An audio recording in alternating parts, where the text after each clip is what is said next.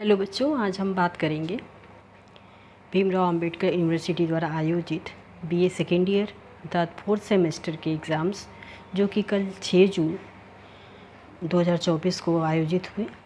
इसमें आप सभी ने एग्ज़ाम दे लिए हैं, तो मैं इसके आंसर आपको सॉल्व करके बताने का प्रयास करूँगी, जिससे कि आप ये जान सकें कि हमारे मार्क्स कितने बनेंगे। तो ये एग्ज़ाम्स का पेपर है जो कल 6 जून को हुआ है। तो आप देखें, ये है वेस्टर्न पॉलिटिकल थॉट अर्थात राजनीति विज्ञान का पेपर है। पश्चिमी राजनीतिक विचारक जो है, चिंतन जो है, उससे संबंधित ये पेपर है। तो इसमें ऐसे तो 100 क्वेश्चन थे, इसमें से आपको सिर्फ 60 ही करने थे, जो कि यदि कोई क्वेश्चंस आपको क्लियर नहीं है या कथन वगैरह नहीं डाउटफुल लग रहे हैं तो उनको आप चेंज कर सकती थी। तो आइए शुरू करते हैं। देखिए बेटा, ये पहला क्वेश्चन है जिसमें है कि ये किसने कहा था कि कोई स्वेच्छा से या जानबूझकर गलती नहीं करता है। तो ये कथन सुकरात का था। तो सुकरात ने ये कथन कहा था या इनकी धारणा यही रही। तो ये पूछा गया कि who said no one either or does wrong willingly or no willingly. तो ये अरिस्टोटल का नहीं, सॉक्रेट्स का कथन है। तो आप ये हमेशा याद रखिए कि सुकरात जो है एक महान विचारक थे जो कि एथेंस में हुए, और उन्होंने कहा कि कोई स्वेच्छा से या जानबूझकर गलती नहीं करता है। दूसरा क्वेश्चन है कि ये किसने कहा कि प्रसन्नता के लिए सद्गुण ही पर्याप्त है। तो सद्गुण की बात ऐसे तो प्लेटो ने सर्वाधिक की है, और सद्गुण की चर्चा वो आत्मा का गुण जो है सद्गुण है, और सद्गुण के ऊपर काफ़ी फोकस भी करते हैं। परंतु ये कथन जो है कि अरस्तु का है। उसने इसमें है कि who said the virtue is the sufficient for happiness. तो सॉक्रेट्स अरिस्टोटल किया ये है, सॉक्रेट्स का नहीं, अरिस्टोटल का है। थर्ड क्वेश्चन है कि Socrates was the awarded of punishment, किस लिए पनिशमेंट उसको मिली थी। तो उसको डेथ की पनिशमेंट मिली थी उसको। और हिंदी में आप देखें तो सुकरात को दंड दिया गया था मृत्यु का। और सुकरात के अनुसार आत्मा जो है अमर होती है। उन्होंने ये बताया कि अमर होती है। आप इस क्वेश्चन करें, according to the Socrates the soul is क्या होता है, और लास्ट आंसर है इमोर्टल यानी अमर होता है। तो ये आपके 4 क्वेश्चन सॉल्व हो गए। आगे आप देखिए नेक्स्ट क्वेश्चन की जब हम बात करते हैं, इसमें है कि प्लेटो के राज्य में सरकार चलती है किससे, दार्शनिकों के द्वारा। वो दार्शनिकों की काफ़ी बात करता है, और शिक्षा व्यवस्था भी जब आप उनकी पढ़ेंगे तो उसमें उन्होंने दार्शनिकों के निर्माण के ऊपर ही शिक्षा को आधारित किया। उन्होंने कहा कि एक व्यक्ति जब सभी एग्ज़ाम्स को पार करके दार्शनिक बनता है तभी वो साम्राज्य का राजा बन पाता है। प्लेटो के अनुसार मनुष्य निम्न में से 3 तत्व कौन से हैं। तो वो है तर्क, आत्मा और क्षुधा, जिसको आप यदि इंग्लिश में लिखें तो according to Plato the following are the 3 elements in man, reason, spirit and appetite. ठीक, ये है। आगे है प्लेटो रचयिता है रिपब्लिक का, और उसके गुरु की प्रतिमा उसके मस्तिष्क में से कभी भी ओझल नहीं हुई थी। यह कथन किसका है। तो ये कथन एक तरह से आप देखें तो अरस्तु के लिए ही है, क्योंकि प्लेटो के बारे में जो है कि उसके दिमाग में हमेशा ही उसके मस्तिष्क में उसकी बातें रहीं, पर ये कथन किसने कहा है ये थोड़ा डाउटफुल था। तो लेखक का कमेंट है ये कहा गया, तो ऐसे ही हो सकता है मैक्सी का हो, परंतु इसमें थोड़ा डाउट था इसलिए मैंने इसको टिक नहीं किया है। नेक्स्ट आप देखिए 8वां क्वेश्चन, 9वां क्वेश्चन। इसमें कहा गया है किसने कहा कि रिपब्लिक शिक्षा पर लिखा गया समस्त युगों का सर्वोत्तम ग्रंथ है, या फिर हम कहें कि रिपब्लिक जो है शिक्षा पर लिखा गया सबसे बेस्ट ग्रंथ है। तो बारकर का कथन, ये हमने जब आपके क्लास टेस्ट लिए थे, मिड टर्म में लिए थे उसमें भी ये क्वेश्चन हमने दिए थे, अगर आपने सॉल्व किए होंगे तो देखा होगा। जैसे कि है कि who said the Republic is the finest treatise on education that ever was the written. तो बारकर। फिर है the great but ungrateful pupil of his master who was born in 384 BC was. तो आपको बताना है कि उसने अपने गुरु के महान लेकिन कृतज्ञ शिष्य का जन्म 384 BC में हुआ था, वो अरस्तु का हुआ था। अरस्तु के अनुसार जो अमीरों की बुरी सरकार है वो कौन सी, कुलीन तंत्र है। अरस्तु के अनुसार राज्य का अंत कब होगा, नैतिकता की बात वो ज़्यादा करते, तो नैतिकता के आधार पर कहते हैं कि जब नैतिकता का ह्रास होगा तो राज्य का अंत हो जाएगा। नेक्स्ट आंसर देखिए आप कि दार्शनिक आदर्शवाद के संस्थापक कौन थे। तो प्लेटो ही दार्शनिकता की बात करता है, तो प्लेटो ही दार्शनिक आदर्शवाद का संस्थापक है। राजनीतिक विज्ञान का पिता किसे कहा जाता है, ये तो सभी लोग जानते होंगे, अरस्तु को कहा जाता है father of political science. And लोकतंत्र को भीड़ तंत्र के साथ किसने पहचाना था? लोकतंत्र को भीड़ तंत्र के साथ पहचाना था अरस्तू ने। अरस्तू ने विभिन्न सरकारों का वर्गीकरण उसमें उसने लोकतंत्र, भीड़ तंत्र और जनतंत्र के रूप में विभाजित किया है, तो उसमें उसने भीड़ तंत्र की बात की थी। आगे ही माइल एक पुस्तक है जिसे द्वारा शिक्षा पर लिखा गया है। ये रूसो की लिखी गई पुस्तक है। रूसो ने शिक्षा के संदर्भ में इसमें लिखा है कि Emile is a book of written by on education. तो ये रूसो को का पुस्तक है माइल। नेक्स्ट क्वेश्चन देखिए आप।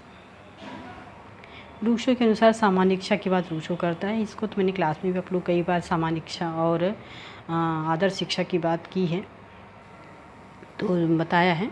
रूसो के अनुसार निरंकुश शासक को अपनी स्वतंत्रता का समर्पण करने पर जनता को बदले में क्या प्राप्त होता है? सुरक्षा प्राप्त होती है। इसलिए वो जो है कि शासक निरंकुश शासक की भी सत्ता को स्वीकार कर लेता है।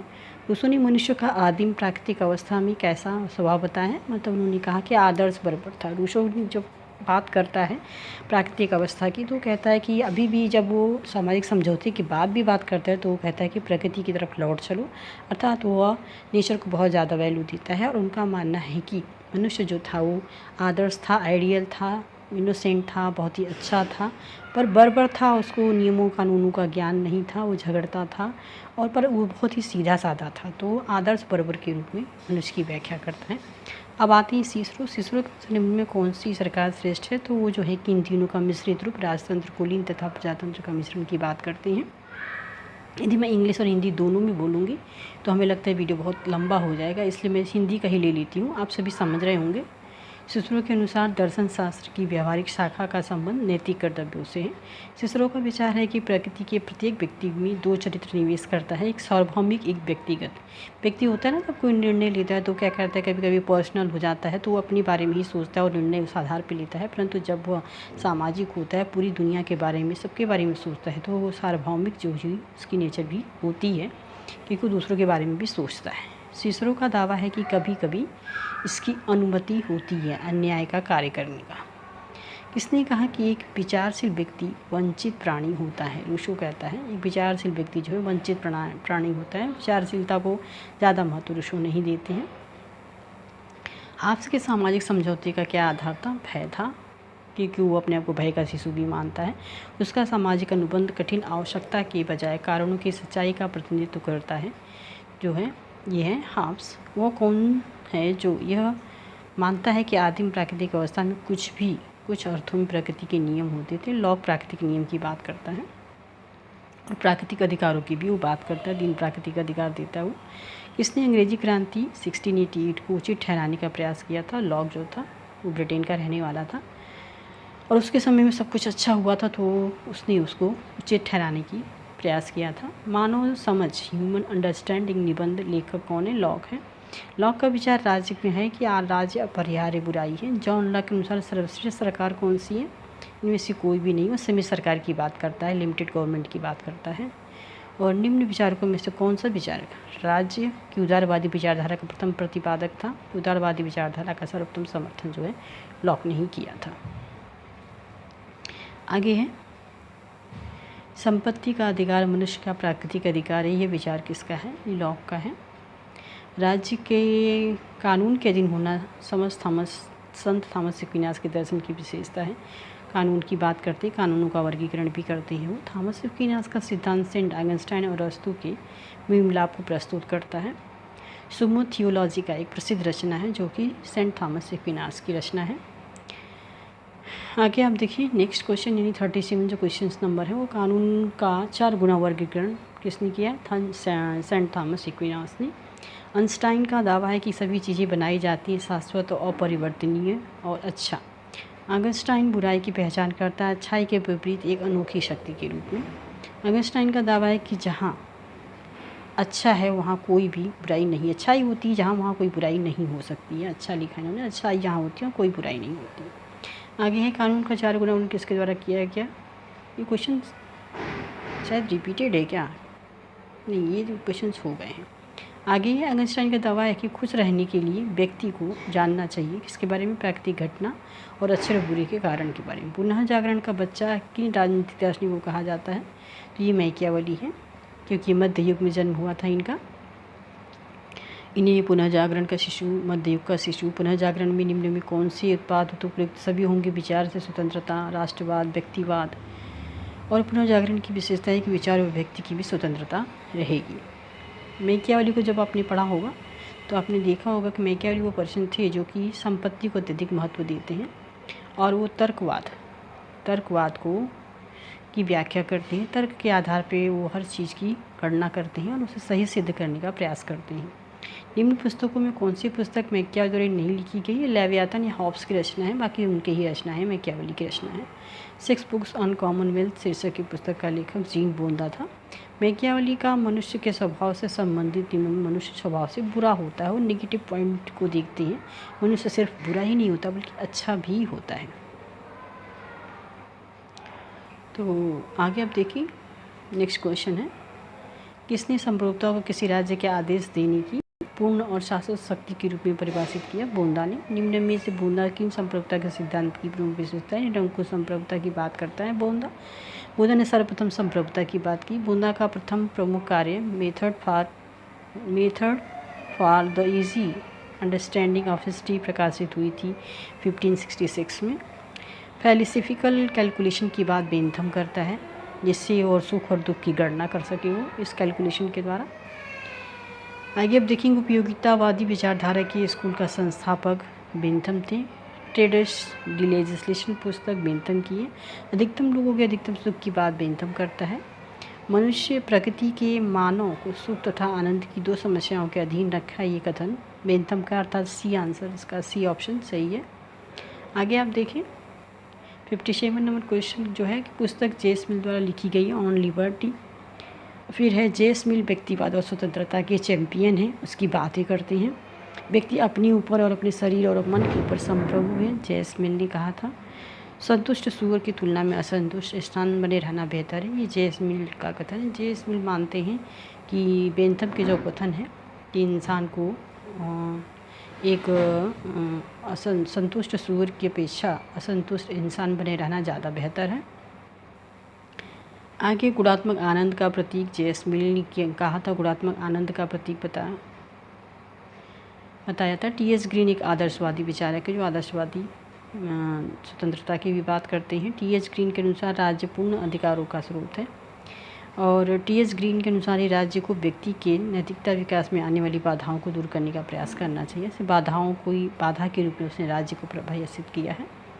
अधिकार एक ऐसी शक्ति है जिसका दावा किया जाता है और उसे मान्यता दी जाती है तथा सामान्य वस्तुओं में उसका योगदान होता है। अधिकार की परिभाषा किसने लिखी है? टी.एस. ग्रीन ने दी है।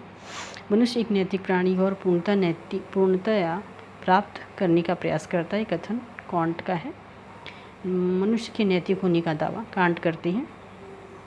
मार्क्सवाद की दार्शनिक अवधारणा आंशिक रूप से उत्पन्न हुई है हेगल के द्वारा। हेगल ने सबसे पहले मार्क्सवाद की बात की थी, द्वंद्वात्मक की बात की थी। अधिकार एक ऐसी शक्ति है जिसका दावा किया जाता है और उसे मान्यता दी जाती है तथा सामान्य वस्तुओं में उसका योगदान होता है। अधिकार की परिभाषा किसने दी? टी.एस. ग्रीन ने। मनुष्य एक नैतिक प्राणी और नैतिक पूर्णता प्राप्त करने का प्रयास करता है, ये कांट का कथन है। मार्क्सवाद की दार्शनिक अवधारणा आंशिक रूप से उत्पन्न हुई है, ये हेगल का कथन है।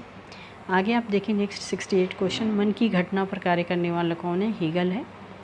और हेगल के अनुसार ये राज्य पृथ्वी पर ईश्वर का अवतरण है। दार्शनिक विज्ञान का सर्वश्रेष्ठ विश्लेषक माना जाता है हेगल को। दार्शनिक विज्ञान का वो विश्लेषण और करते हैं। आगे देखिए, तर्क, यह किसका तर्क है कि लोकतंत्र और पूंजीवाद एक साथ नहीं चल सकते? मार्क्सवाद का। और मार्क्स ने व्यक्तिगत संपत्ति को समाप्त करने के पक्ष में था। उनका मानना था कि व्यक्ति के पास व्यक्तिगत संपत्ति होने से जो है कि आपसी द्वंद्व बढ़ता है। अतिरिक्त मूल्य की अवधारणा का प्रतिपादक भी मार्क्स था। और नेक्स्ट क्वेश्चन है 74 क्वेश्चंस, कि दास कैपिटल एक प्रसिद्ध पुस्तक जिसका लेखक मार्क्स थे। भूमि, रोटी और शांति का नारा रूस की क्रांति में दिया गया। सर्वहारा वर्ग की तानाशाही की बात मार्क्स करता है।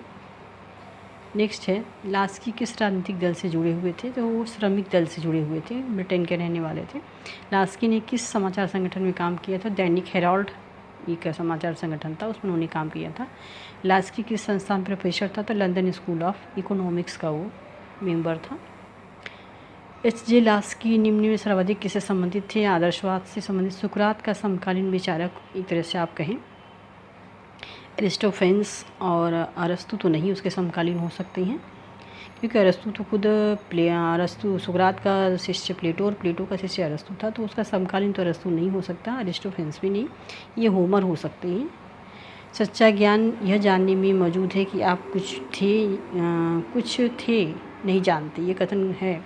सच्चा ज्ञान यह जानने में मौजूद है कि आप कुछ भी नहीं जानते हैं, तो ये होमर का कथन है।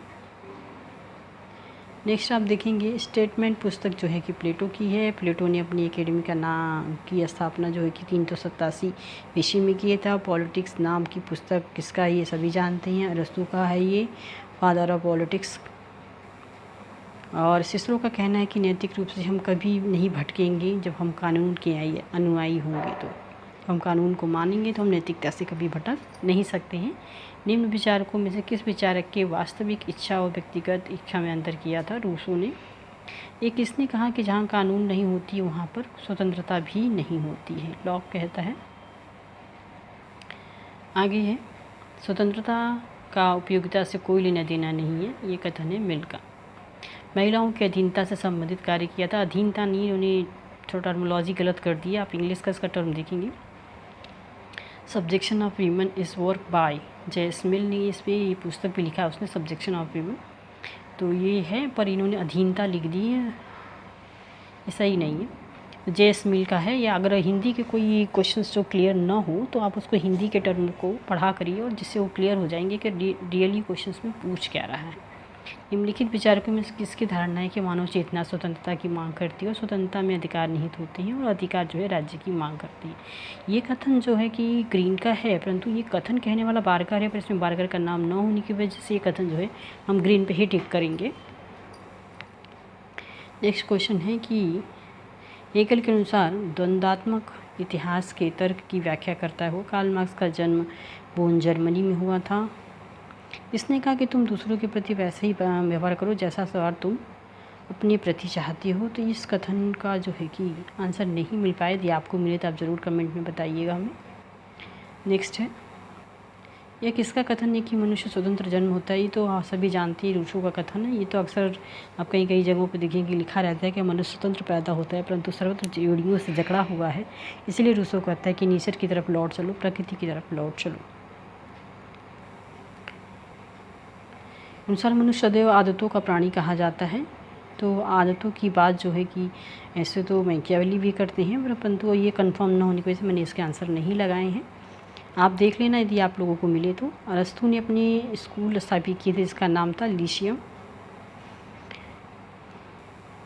नेक्स्ट 98 क्वेश्चंस जो है आप देखिए। मनुष्य प्राकृतिक रूप से एक राजनीतिक प्राणी है जिसका उद्देश्य राज्य में जीवन व्यतीत करना था तथा उसका कथन है ये अरस्तु का।